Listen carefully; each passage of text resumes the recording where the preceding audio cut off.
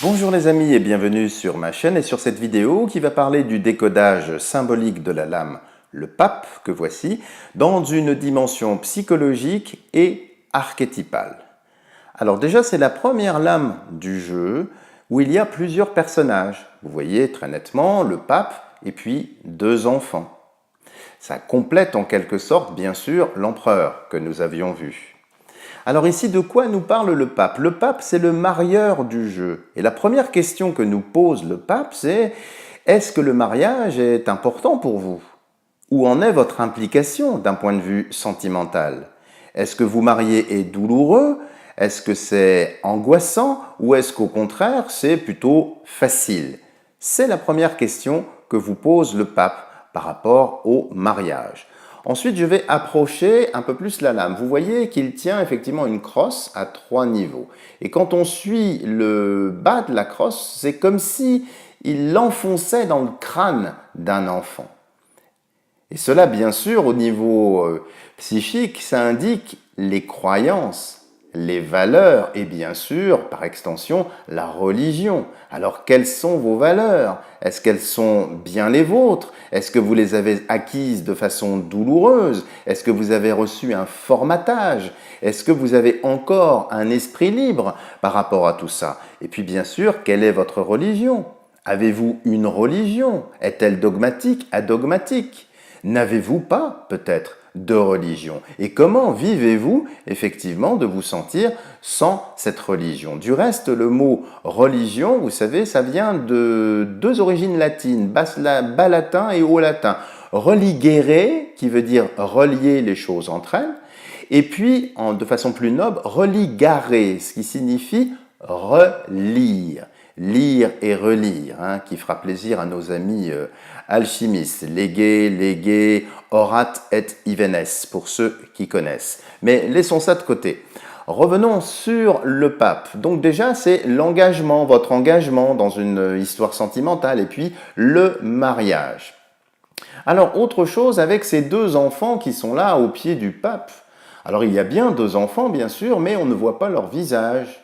Du reste, si vous regardez le regard du pape, là je vous l'avance, il ne regarde pas les enfants qu'il semble bénir. C'est curieux qu'il ne regarde pas les enfants qu'il est en train de bénir. Eh bien là, ça renvoie à d'autres questionnements sur votre capacité à être père. Est-ce que vous voulez avoir des enfants? Est-ce que la paternité est un stress, est une angoisse? Ou bien est-ce que vous refusez cette paternité? Où en êtes-vous par rapport à ça? Ça, c'est une première chose. Et le fait qu'on ne voit pas les enfants ici, ça renvoie aux enfants non reconnus, clandestins, adultérins, par extension aussi peut-être aux avortements, aux fœtus ratés, voire aux enfants handicapés. Est-ce que cela résonne encore en vous? Est-ce qu'il y a encore un sentiment de culpabilité? Est-ce que vous vous sentez mal par rapport effectivement à toutes ces choses? C'est une question très intime, vous voyez, et très profonde. Autre point également, autre questionnement du pape, on voit bien que le pape, avec ses deux enfants, ici, ça fait comme un triangle, une triangulation qu'il faut entendre comme la fratrie, la famille qui vous interroge. Où en êtes-vous par rapport à vos frères et sœurs? Êtes-vous l'aîné? Êtes-vous le puîné? Êtes-vous l'intermédiaire? Y a-t-il une rivalité dont vous souffrez entre les frères et sœurs, entre la fratrie? Comment aussi regardez-vous le père?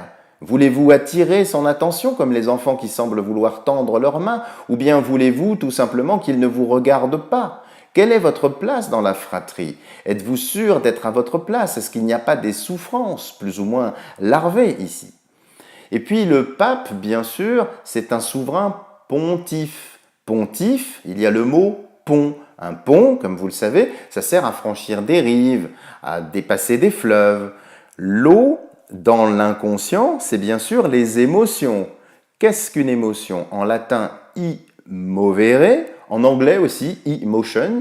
C'est tout ce qui vous met en mouvement, mais en mouvement intérieur qui va vers l'extérieur. Donc ce pape vous fait franchir une rive.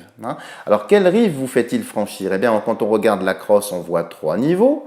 Quand on regarde la tiare, on voit encore 3 niveaux. Et puis, depuis sa main, ça fait comme un triangle, encore une fois, 3 niveaux. Vous vous souvenez qu'il y avait un œuf sous la queue de l'empereur. Cette conscience qui était en germe. Et bien là, elle commence à croître, cette conscience, pour toucher des plans beaucoup plus éthérés, beaucoup plus subtils.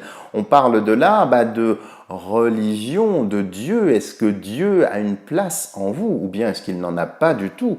Comment est-ce que vous gérez cette solitude par rapport au monde, cette reliance? Est-ce que vous avez conscience de cette reliance ou bien est-ce que vous n'avez pas conscience de cette reliance? Voilà encore des questions qui vous sont posées par le pape. Du reste, vous allez voir, il y a une démonstration remarquable. Quand on s'amuse à faire l'anagramme du nom de la lame, le pape, alors il y a plusieurs anagrammes, vous pourrez vous amuser, vous verrez, c'est très instructif, eh bien vous trouvez l'appelé.